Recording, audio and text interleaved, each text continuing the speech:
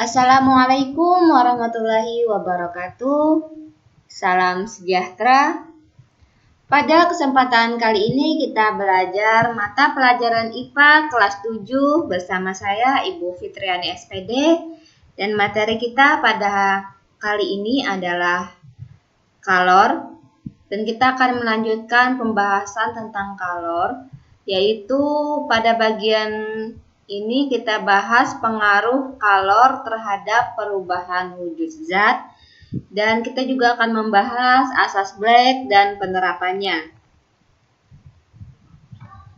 Kompetensi dasar 3.4 menganalisis konsep suhu, pemuaian kalor, perpindahan kalor, dan penerapannya dalam kehidupan sehari-hari, termasuk mekanisme menjaga kestabilan suhu tubuh pada manusia dan hewan.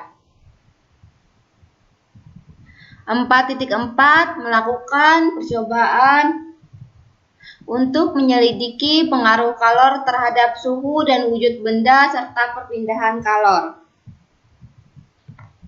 Tujuan pembelajaran yang pertama, dengan mengamati fenomena kalor dalam kehidupan sehari-hari, siswa dapat menyelidiki pengaruh kalor terhadap perubahan wujud zat dengan tepat, tekun, teliti, dan tanggung jawab. Yang kedua, dengan mencermati dan berarti soal tentang kalor, siswa dapat menghitung besarnya kalor yang diperlukan untuk mengubah wujud zat dengan benar, tekun, teliti, dan tanggung jawab.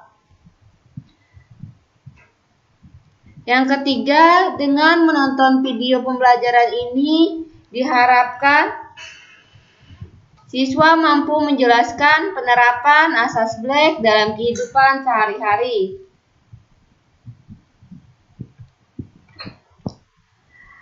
Pengaruh kalor terhadap perubahan wujud zat. Kalor yang diberikan kepada suatu benda atau dilepaskan oleh suatu benda dapat mengakibatkan benda mengalami perubahan wujud. Kalian bisa perhatikan bagian berikut. Kalian lihat angka 1. Angka 1 di situ menunjukkan proses mencair atau melebur, di mana mencair atau melebur ini adalah perubahan wujud dari zat padat menjadi zat cair. Dan pada proses mencair atau melebur ini, zat memerlukan atau menyerap kalor. Proses nomor 2 adalah membeku. Membeku adalah perubahan wujud zat dari cair menjadi padat. Pada peristiwa ini, zat tersebut akan melepaskan kalor. Peristiwa nomor 3 adalah menguap.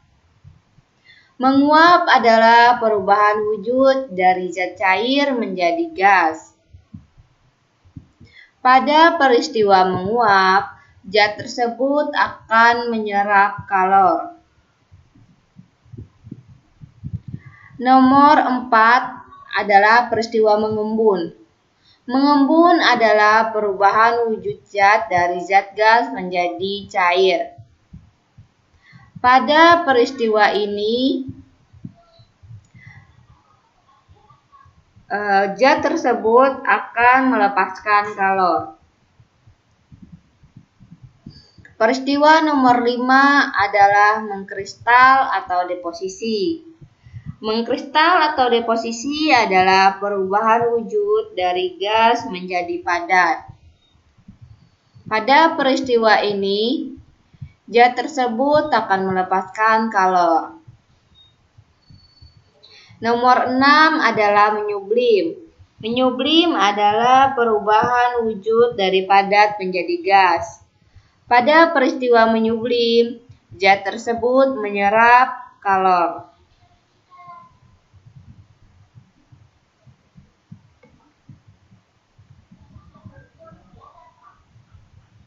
Kalor laten.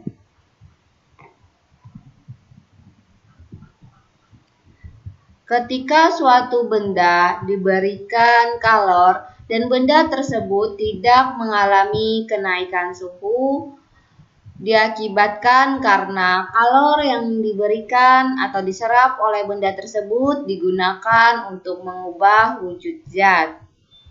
Dan kalor ini disebut kalor laten yang dibedakan menjadi dua, yaitu kalor penguapan. Untuk kalor penguapan, maka kalor yang diserap akan mengubah wujud zat cair menjadi zat padat. Sedangkan untuk pengembunan berarti kalornya dilepaskan. Dan ketika melepaskan kalor tersebut, maka akan terjadi perubahan wujud dari gas menjadi cair. Sedangkan untuk kalor lebur, maka kalor yang diserap oleh benda tersebut akan membuat zat tersebut berubah wujud dari padat menjadi cair. Sedangkan ketika benda membeku, maka benda tersebut melepaskan kalor sehingga wujudnya berubah dari cair menjadi padat. Secara matematis, kalor penguapan ataupun pengembunan rumusnya yaitu Q sama dengan M dikali U. Sedangkan untuk kalor lebur Q sama dengan M kali L.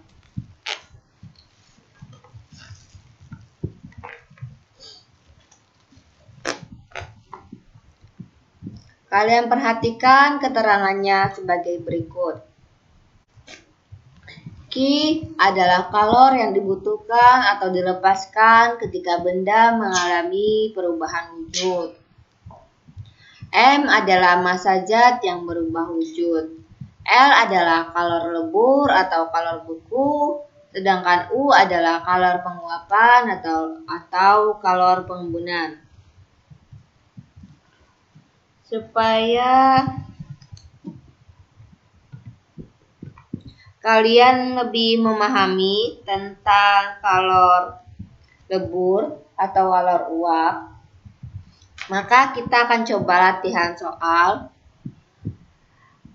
Berapakah kalor yang diperlukan untuk meleburkan 5 kg es jika kalor lebur es tersebut 336.000 Joule per kilogram? Kalian tulis diketahui terlebih dahulu. Kalian baca dulu soalnya. Berapakah kalor yang diperlukan untuk meleburkan 5 kg es? Berarti yang diketahui di sini adalah massa esnya. Diketahui massa es sama dengan 5 kg. Kemudian jika kalor lebur, nah berarti diketahui lagi kalor lebur. Simbol dari kalor lebur adalah L besar sama dengan 336.000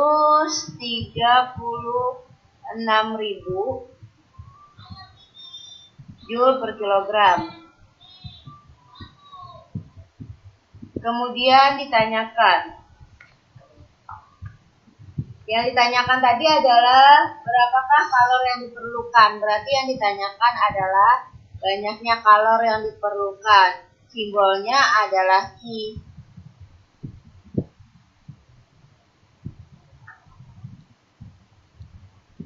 Setelah itu baru kita jawab.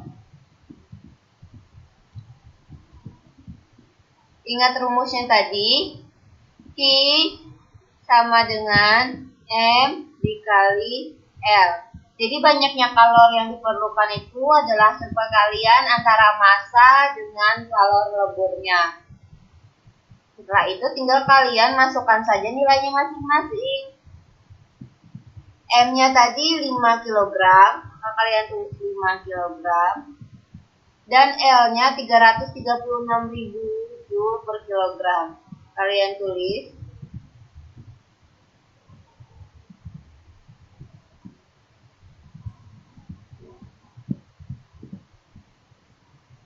Setelah itu tinggal kalian hitung. Maka di sini Q sama dengan 5 dikali dengan 336.000 itu hasilnya 1.680.000 Joule. Satuannya bisa kita ubah menjadi kilojoule. Dari joule ke kilojoule itu dibagi 1000. Maka 1.680.000 ini dibagi 1000. Tinggal nolnya ini kalian hilangkan saja 3 angka 0. Kalau dia dibagi 1000, tinggal kalian tulis 1.680 kilojoule atau disingkat KJ. Jadi, banyaknya kalori yang diperlukan untuk meleburkan 5 kg es tersebut adalah 1.680 kilojoule. Penguapan. Dalam kehidupan sehari-hari, banyak orang melakukan kegiatan yang menunjukkan cara mempercepat penguapan. Misalnya, petani yang mengeringkan padi dengan cara meletakkannya di atas tikar dan dibiarkan terkena sinar matahari. Padi yang mengandung air tersebut akan memperoleh kalor dari sinar matahari sehingga terjadi penguapan dan pada akhirnya padi menjadi kering.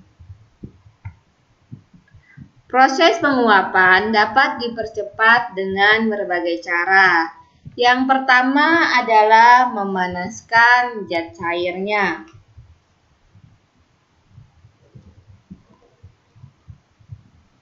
Molekul-molekul zat cair tidak dapat meninggalkan zat cair begitu saja karena terhalang oleh lapisan permukaan zat cair.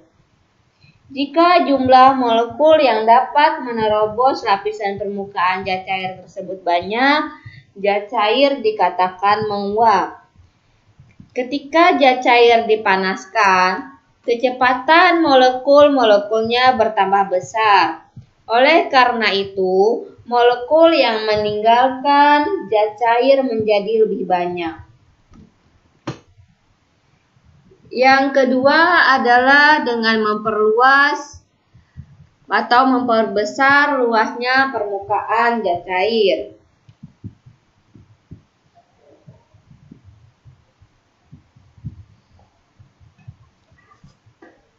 Jika permukaan zat cair diperluas, akan lebih banyak molekul yang meninggalkan zat cair atau lebih banyak yang menguap. Yang ketiga adalah meniupkan atau mengalirkan udara di atas permukaan zat cair. Dengan meniupkan udara di atas permukaan zat cair, molekul-molekul yang menghalangi penguapan akan dijauhkan.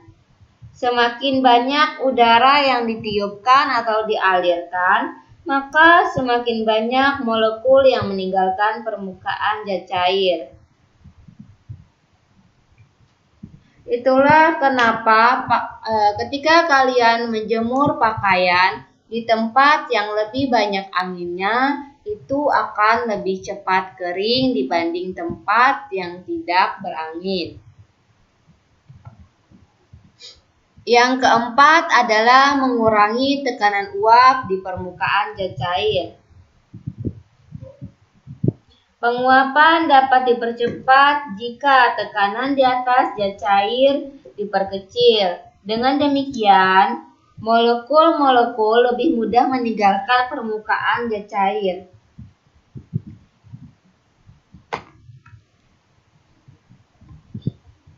Materi kita selanjutnya adalah asas Black. Black melakukan percobaan yang menghasilkan teori bahwa ketika dua benda dengan suhu yang berbeda disentuhkan atau dicampur, maka benda bersuhu lebih tinggi akan melepas kalor dan benda bersuhu lebih rendah akan menerima kalor.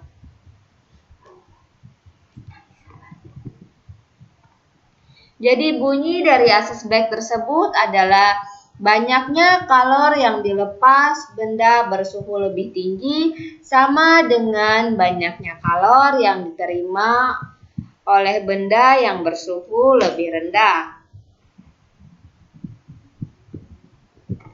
Secara matematis, asas Black dapat dirumuskan sebagai berikut. Q lepas atau kalor yang dilepas sama dengan Q terima atau kalor yang diterima. M1 dikalikan dengan C1 dikalikan hasil pengurangan antara T1 dikurang TC sama dengan M2 dikali C2 dikalikan dengan hasil pengurangan TC dengan T2. Adapun Q lepas adalah kalor yang dilepaskan, satuannya Joule. Dan yang melepaskan kalor ini adalah benda yang suhunya lebih tinggi. Q terima sama dengan kalor yang diterima, satuannya Joule. Dan yang menerima kalor adalah benda yang suhunya lebih rendah. M1 sama dengan massa benda yang melepaskan kalor, satuannya kilogram. M1 ini adalah massa dari benda yang suhunya lebih tinggi. M2 adalah massa benda yang menerima kalor, satuannya kilogram. Dan M2 ini adalah massa dari benda yang suhunya lebih rendah. C1 adalah kalor jenis benda yang melepaskan kalor. Satuannya Joule per kilogram derajat Celcius. C2 sama dengan kalor jenis benda yang menerima kalor. Satuannya Joule per kilogram derajat Celcius. T1 sama dengan suhu mula-mula benda yang melepaskan kalor. Satuannya derajat Celcius. T2 sama dengan suhu mula-mula benda yang menerima kalor. Satuannya derajat Celcius. Sedangkan Tc adalah suhu akhir benda setelah bercampur atau bersentuhan. Atau bisa juga dikatakan suhu benda ketika mengalami keseimbangan.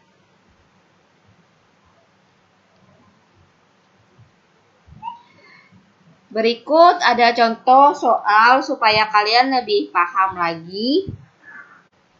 Air sebanyak 2 kg yang bersuhu 100 derajat Celcius dituangkan ke dalam bejana dari aluminium yang memiliki massa 1 kg. Jika suhu awal bejana sebesar 20 derajat Celcius, kalor jenis aluminium 900 Joule per kilogram derajat Celcius dan kalor jenis air 4200 Joule per kilogram derajat Celcius, maka tentukan suhu kesetimbangan yang tercapai.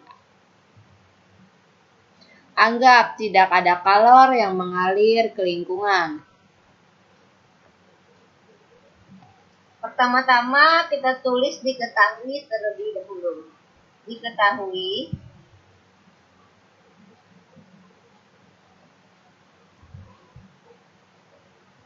air sebanyak 2 kg. Berarti di sini yang pertama diketahui adalah M1.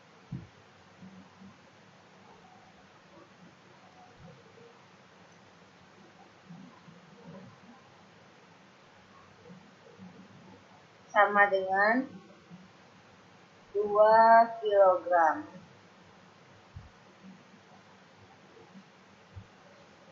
Yang bersuhu, berarti di sini adalah suhu benda yang melepas kalornya atau T1 100 derajat Celcius. Dituangkan ke dalam bejana dari aluminium yang memiliki massa. Di sini bejana aluminiumnya adalah benda yang menerima kalor. Ini massanya simbolnya M2 sama dengan 1 kg. Jika suhu awal bejana sebesar 20 derajat Celcius, di sini kita tulis T2, itu suhu mula-mula dari benda yang menerima kalor, besarnya 20 derajat Celcius. Kalor jenis aluminium. Nah, kalor jenis aluminium karena bejana aluminiumnya yang menerima kalor. Jadi di sini adalah C2 sama dengan 900 Joule per kilogram derajat Celcius.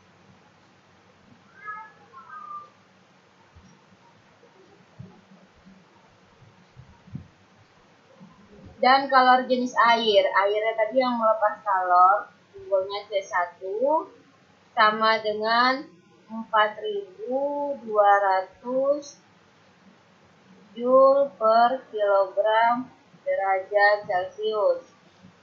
Maka tentukan suhu kesetimbangan yang tercapai. Anggap tidak ada kalor yang mengalir ke lingkungan. Berarti di sini yang ditanyakan adalah suhu kesetimbangannya atau suhu campuran dari kedua benda tersebut. Dikasih simbol TC sama dengan titik-titik.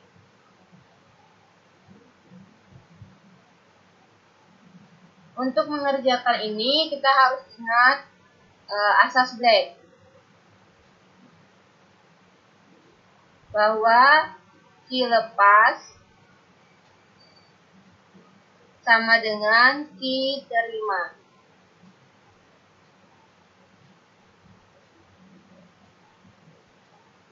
Q lepasnya itu M1 dikalikan dengan C1 buka kurung T1 dikurang T campuran atau TC sama dengan M2 dikalikan dengan C2 buka kurung TC dikurang T2 kurung. Setelah ini tinggal kalian masukkan saja nilai-nilainya. M1-nya 2 kg. Kalian kasih angka 2 dikali dengan C1-nya 4200. Buka kurung, T1-nya 100 dikurang TC. Karena TC ini yang akan kita cari nilainya, sama dengan M2. M2 tadi diketahui nilainya 1 dikali C2.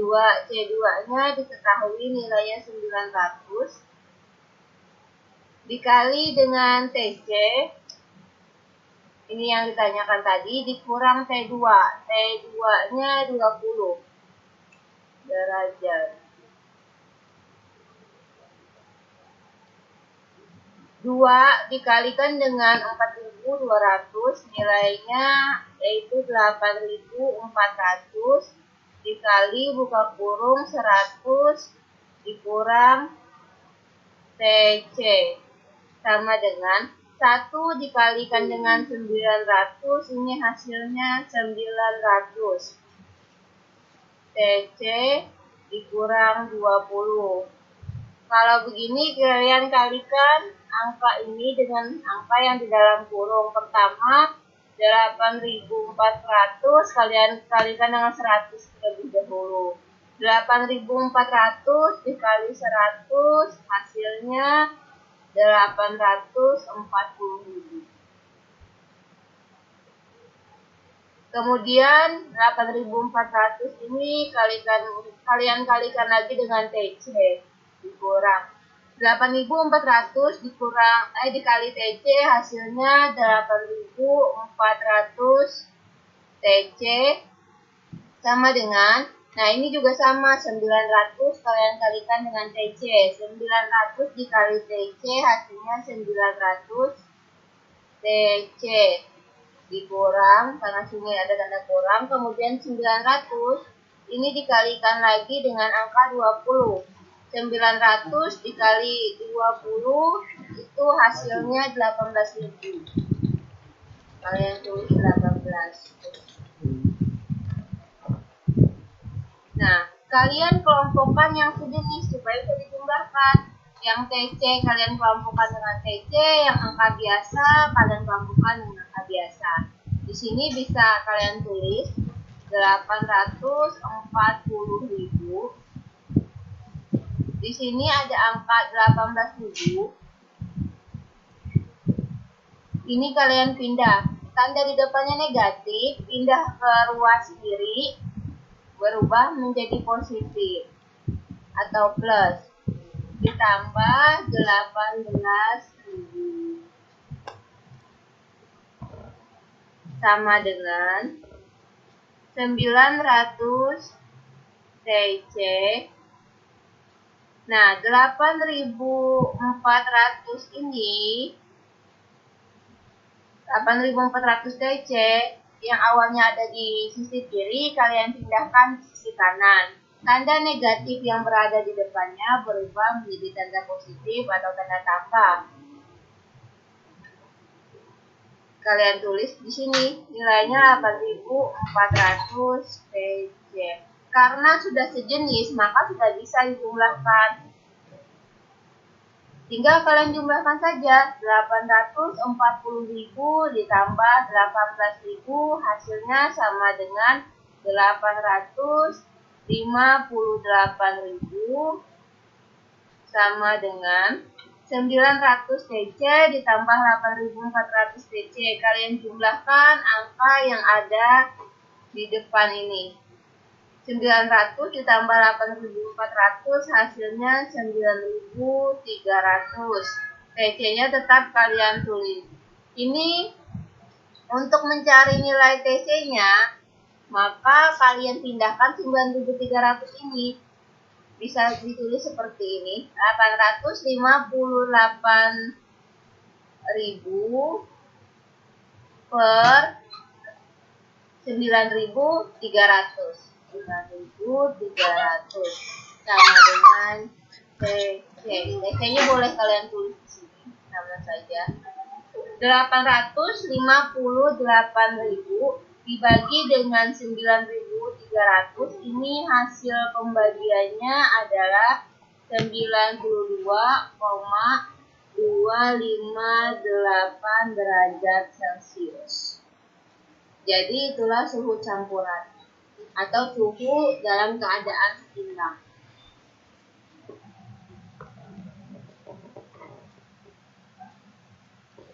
Demikian video pembelajaran kali ini. Terima kasih buat kalian yang telah menonton video pembelajaran ini sampai selesai. Saya mohon maaf atas segala kekurangan ataupun kesalahan yang terdapat dalam video pembelajaran ini. Saya akhiri dengan ucapan wassalamualaikum warahmatullahi wabarakatuh. Tetap sehat, terus semangat.